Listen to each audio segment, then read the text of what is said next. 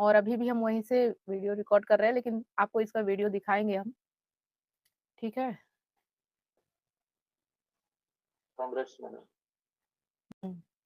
हाँ, बस जल्दी-जल्दी 2 महीने के अंदर तैयार किया है अब तो, ऐसे ही है, गाँव में हमारी झोपड़ी, है ना? चलिए तो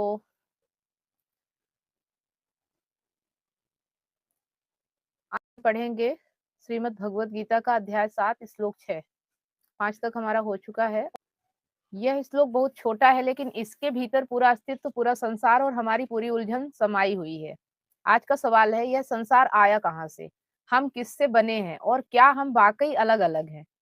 देखो, हमारे मन में बहुत सारे सवाल आते हैं, अगर हमें उनके जवाब मिल जाते हैं तो हमारा भ्रम मिट जाता है, ठीक है?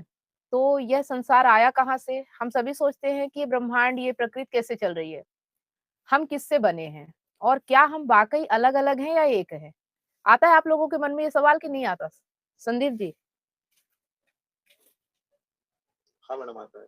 आता है ना? तो थोड़ा-सा ध्यान से समझिएगा, कुछ जवाब मिलेंगे।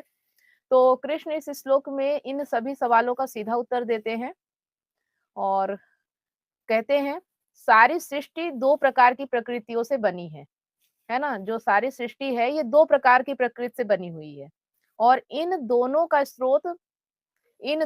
स्रोत मैं ही हूँ, ठीक है? इन दोनों का स्रोत मैं ही हूँ। मतलब जो सत्य जिसे कहते हैं, कृष्ण कहते हैं, तो ये जो 2 प्रकार की प्रकृति से पूरी सृष्टि बनी हुई है और दोनों प्रकृति मैं ही हूँ, मतलब कृष्ण ही है, ठीक है? यह पूरा जगत मुझसे उत्पन्न होता है और अंत में मुझ में ही लीन हो जाता है। अब देखो, अगर ऐसी बात है कि जो प्रकृति है, जो 2 प्रकार की प्रकृति से सृष्टि बनी है, वो दोनों में ही कृष्ण है। चाहे आप जिसमें भी जियोगे, कृष्ण सब में है, ठीक है? और उन्हीं से उत्पन्न होता है और उन्हीं में समा जाता है। तो चिंता करने की ज़रूरत ही नहीं, फिर भी हमें टेंशन होती है ज़िंदगी में, है ना? अगर ऐसा है कि कृष्ण से ही उत्पन्न हो रहा है और कृष्ण में ही समा रहा, मतलब सत्य से ही उत्पन्न हो रहा है और सत्य में ही समा जाता है। और चाहे आप जिस भी प्रकृति में जियो, सब में सत्य होता है, सब में कृष्ण है।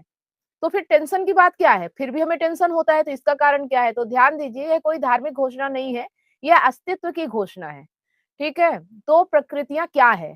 कृष्ण ने पिछले श्लोक में 2 शक्तियों की बात की थी, एक की थी अपरा प्रकृति और एक परा प्रकृति, है ना? हमने पढ़ा था, याद है कि भूल गए? परा प्रकृति और अपरा प्रकृति। एक नीची प्रकृति होती है और एक ऊँची प्रकृति होती है, ठीक है? तो अपरा प्रकृति क्या है? शरीर, मन, विचार, भावनाएँ, पैसा, पद, रिश्ते, पहचान, ये अपरा प्रकृति है, मतलब ये नीची प्रकृति है। और परा प्रकृति क्या है? चेतना, जीवन शक्ति, देखने वाला, जानने वाला।